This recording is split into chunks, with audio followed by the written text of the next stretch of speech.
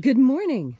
Today is April 22nd, 2021, Earth Day. Welcome to Column Hinge at Alpha Omega.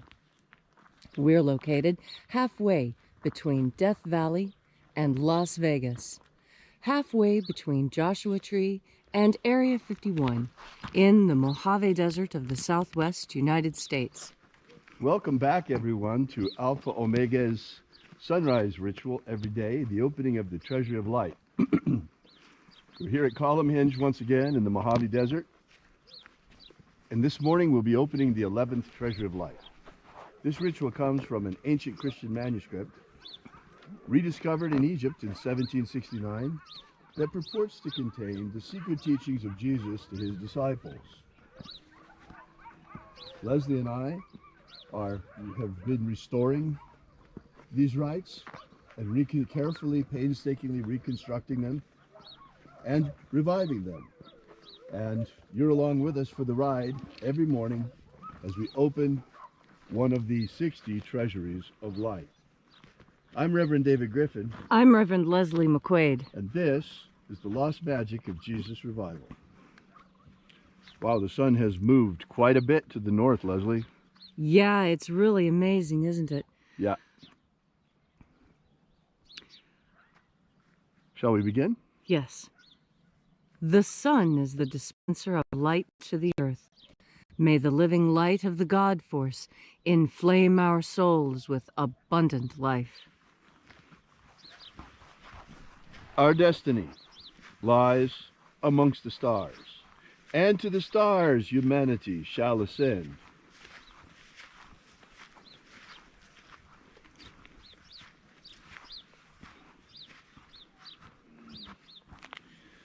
Take a nice deep breath and feel into your body. Breathe deeply. Feel each breath as it moves into you. Move your body into a more comfortable position so that when you push your belly out to breathe in, you can really breathe in as much air as your lungs possibly can. And when you exhale, pull your stomach in so that your air is completely expelled.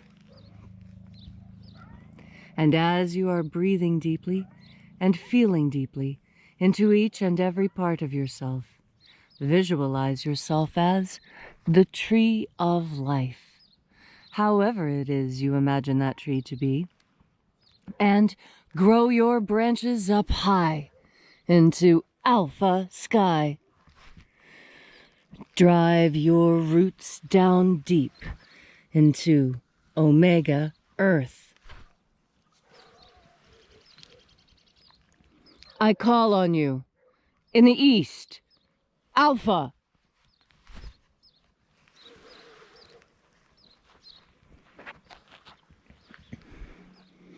I call on you in the west, Omega.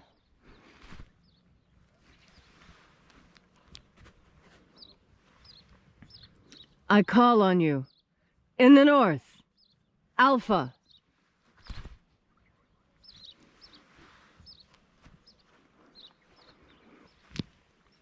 I call on you in the south, Omega.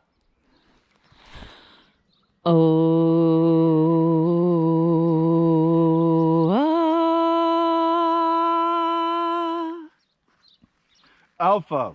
At Omega. The beginning. And the end. The path of the age between sunrise. And sunset. And the path of the sun between birth. And death. And the path of life between Alpha. Omega.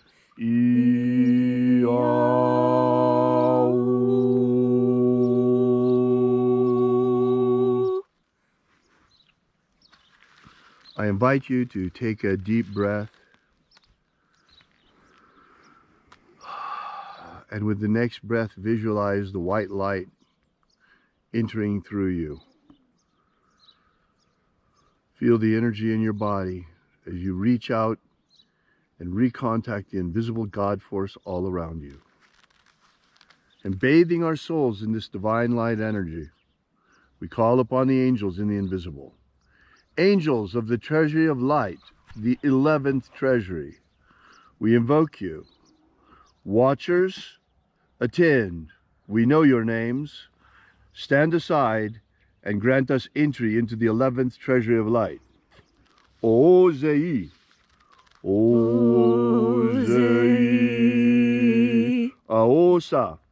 Aosa. Ia. Ia. Let the watchers withdraw and let us enter into the 11th Treasury of Light.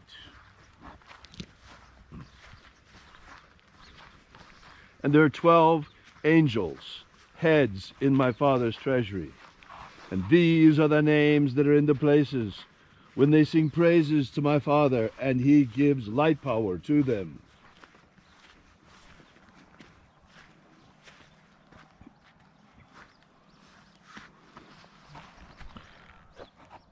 Eizeta eya.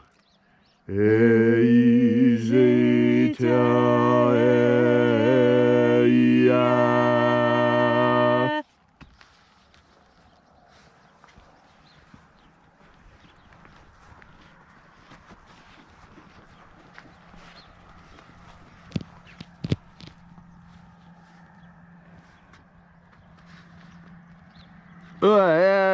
O a e.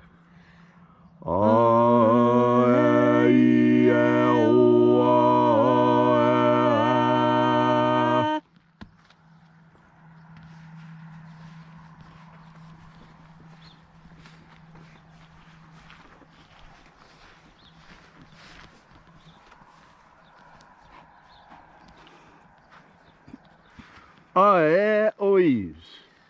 Ois.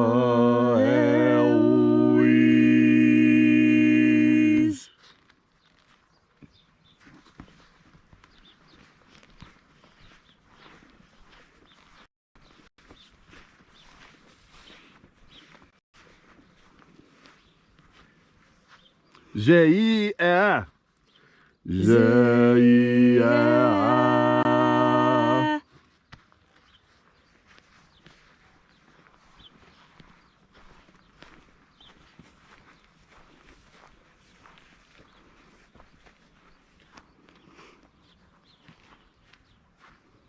Toyazaz. Toyazaz.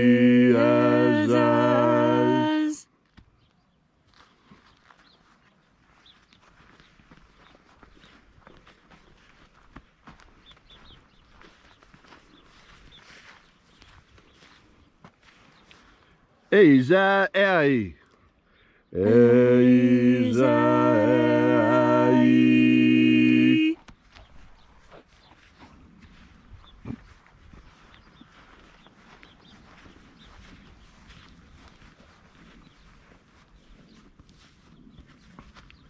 Tezoai. Tezoai.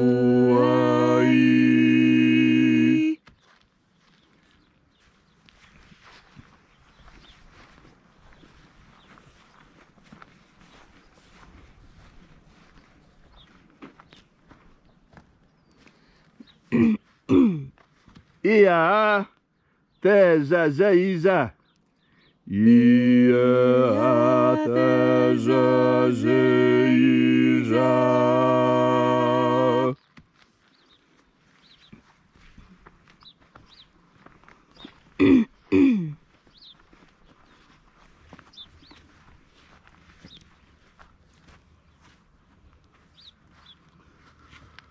Oh yeah, yes.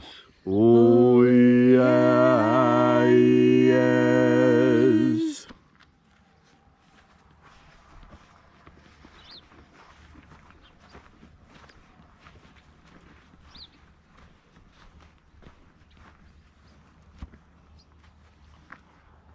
Eoizaz. Eoizaz.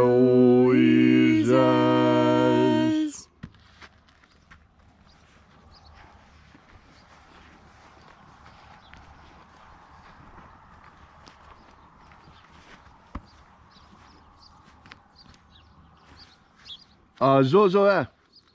Azozoa.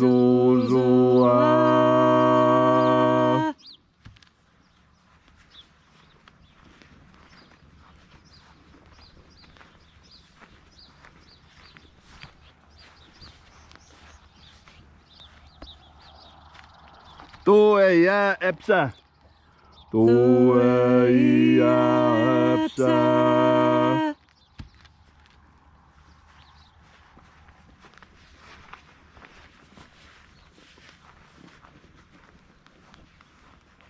And so we completed our journey through the places,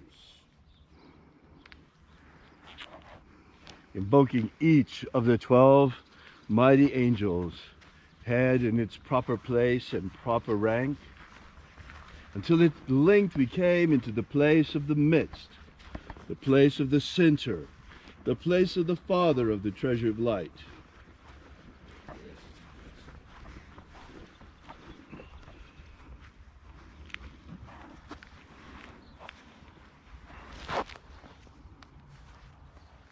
O Father of the 11th Treasure of Light, by your cipher and by your name, we invoke you. Ziota Owi. Ziota Owi. Let the divine light descend. It is the intention of this ritual and our fervent prayer to abolish slavery in all its forms. Abolish slavery in all its forms. Establish human liberty worldwide. Establish human liberty worldwide. And set our people free. Set our people free! Grant us a pro-human future. Grant us a pro-human future. Protect Homo sapiens from extinction. Protect Homo sapiens from extinction. Restore the purity of our air. Restore the purity of our air. Of our water. Restore the purity of our water. Of our food. Restore the purity of our food. And our medicines. Restore the purity of our medicines. May all who search for the abundant life promised by the living Jesus discover the God force energy and how to flood our living souls with it. And also, at the end of this lifetime, may we not return continually for another lifetime of bondage on this planet, in a meat body working for a social economic system, but may the end of this lifetime ascend directly into the kingdom of light, the kingdom of heaven, in the luminous universe inside light, following the way opened for us by the living Jesus upon his ascension. All these things we ask in the name of the living Jesus. Amen. Amen. So mote it be. Take a moment now to again feel into your body. This ancient magical rite we are doing together helps you experience more God force energy. And as you feel more of this energy within you, so you are better able to feel what others may be experiencing. There's different levels to this. Sometimes it's sympathy. Sometimes it's empathy. Now, what is the difference between sympathy and empathy? Empathy is when you yourself have actually experienced the thing that you see someone else experiencing, and you feel for them. Empathy is deeper than sympathy.